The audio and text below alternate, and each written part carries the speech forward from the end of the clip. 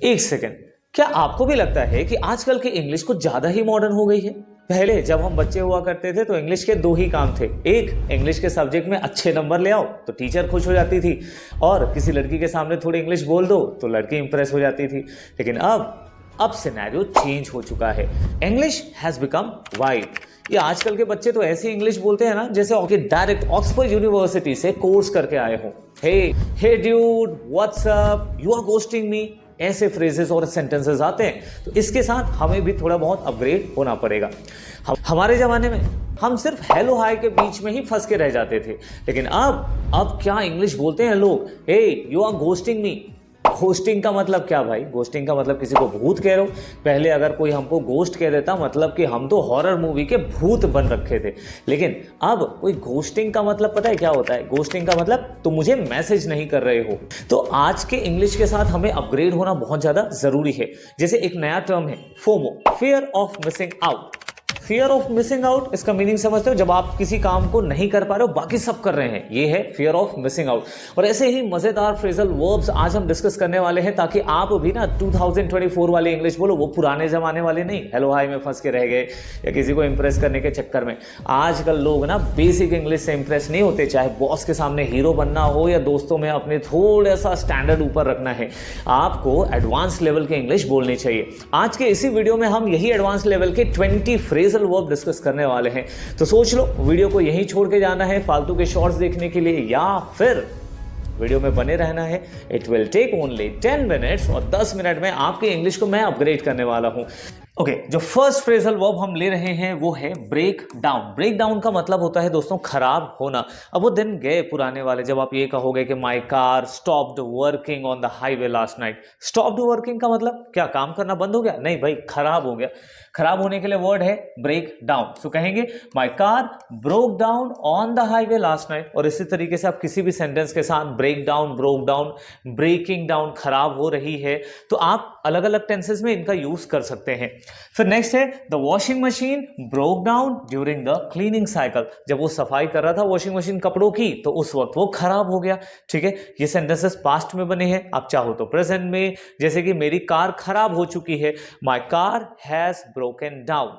ठीक है, तो ये बेसिक सर्वाइवल वर्ड्स हैं, ये आपको आने ही चाहिए। चलो नेक्स्ट पर लेकर चलता हूं, वो है ब्रिंग अप। ब्रिंग अप का मतलब होता है डिस्कस करना किसी चीज के बारे में या किसी को याद दिलाना। ठीक है, तो यहां पर देखो, she brought up the issue of salary in the meeting. वो मीटिंग में सैलरी के इशू को उल्लेख करी, बताई उसके बारे में कि सर इस बारे में भी हमको बात करनी है, काम तो करा लेते हो, सैलरी नहीं देते हो टाइम पर, तो ये इस बारे में है। जैसे he brought up an important topic during the discussion. जब डिस्कशन हुआ या जब डिस्कशन हो रहा था, तो उस वक्त एक इंपॉर्टेंट टॉपिक को लेकर आया या उसके बारे में उल्लेख किया, उसके बारे में बताया। ठीक है, पर है कॉल ऑफ। कॉल ऑफ का मतलब होता है कैंसिल करना। तो कैंसिल वाला वर्ड अब छोड़ दो, कैंसिल वाला वर्ड पुराना हो गया है, अब उसे हम क्या कहेंगे? Call off. ठीक है, the event was called off due to the bad weather. अब नॉर्मल इंसान होगा तो वो क्या बोलेगा? वो कहेगा कैंसल्ड। ठीक है ना? जैसे कि वो तारक मेहता के उल्टा चश्मा में आता है ना, पोपटलाल, हर चीज पे कैंसल कैंसल कैंसल। भाई वो उन्हीं के जमाने की इंग्लिश है, अब हमको थोड़ा अपडेट होना है। तो कॉल ऑफ के लिए क्या यूज करना है? Called off. ध्यान क्या रखना है आपको? वर्ब का फॉर्म कॉल के साथ ही यूज करना है, कभी ऑफ में हम कभी उसको पास्ट नहीं बना सकते हैं।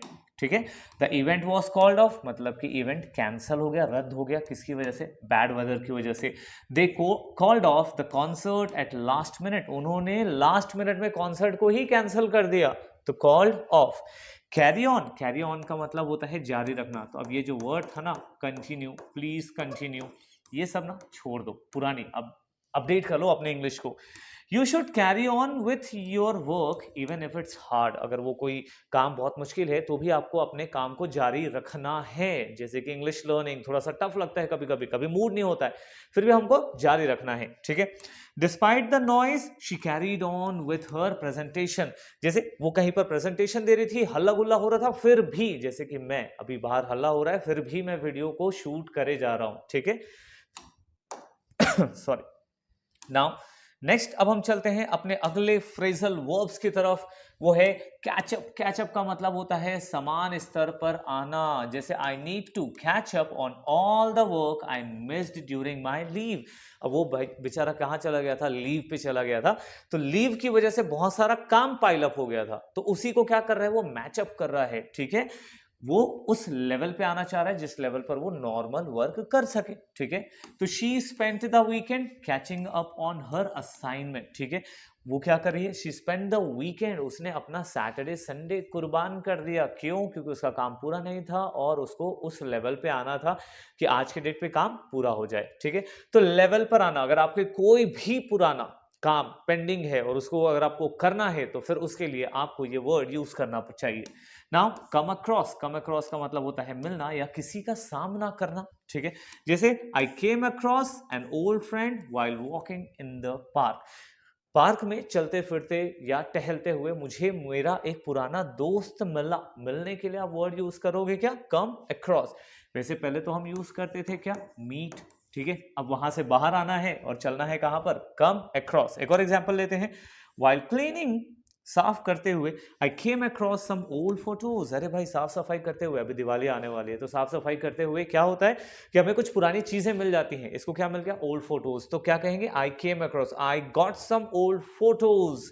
नॉर्मल इंग्लिश में यहां पर वर्ड लगाएंगे गेट, मिला, लेकिन उसकी जगह पे यूज करो कम अक्रॉस, और इसका पास्ट वाला वर्जन, प्रेजेंट वाला वर्जन, वो आपके ऊपर डिपेंड करता है। Now cut down, cut down का मतलब होता है कम। नॉर्मल इंग्लिश में हम कहते हैं रिड्यूस कर दो, भाई शक्कर खाना कम कर दो या शक्कर इंटेक कम कर दो, रिड्यूस योर शुगर इंटेक। नहीं, क्या कहेंगे, you need to cut down on your sugar intake for better health. अपनी हेल्थ अच्छी करनी है तो शुगर के लेवल को कम करना है, शुगर इंटेक को कम करना है। कम करने के लिए वर्ड क्या है, कट डाउन। दिमाग में बैठा लो।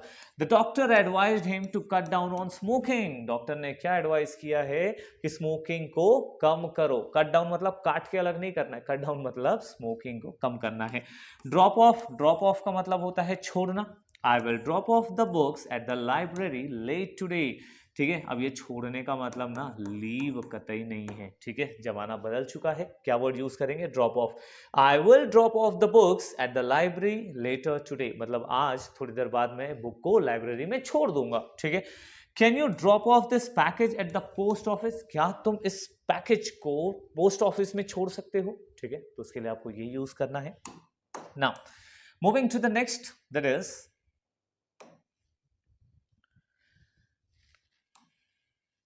Figure out. फिगर आउट करना मतलब होता है समझना। हम तो बेसिक वर्ड्स वाले लोग हैं, हम क्या यूज करते, अंडरस्टैंड वर्ड्स करते है ना।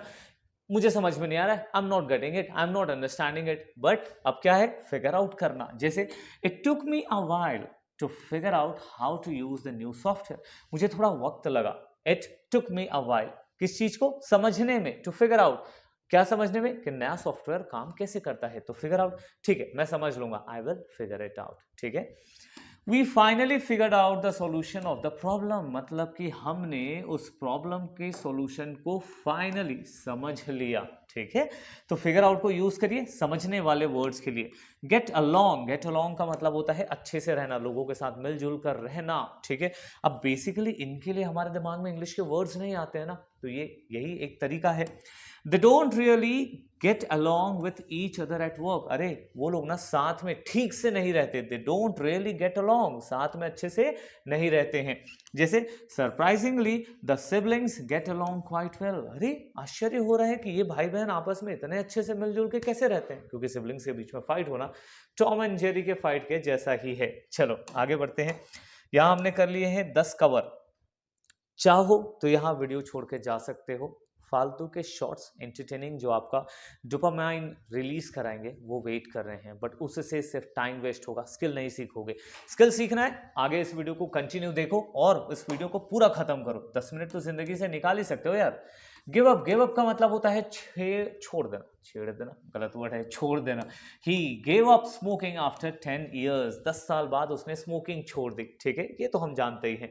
लेकिन गिव अप का जो वर्ड है सबसे ज्यादा लोग क्या समझते हैं पता है, हार मानना। हार मानने के अलावा भी होता है भाई छोड़ देना, ठीक है। I won't give up on my dreams no matter what happens, कि भाई मैं अपने सपनों पर कभी अपने सपनों को छोड़ूंगा नहीं, चाहे जो भी हो जाए। वैसे ही तुमको भी यही करना है। क्या करना है कि इंग्लिश सीखने का जो सपना है उसको अंत तक लेकर चलना है, ठीक है।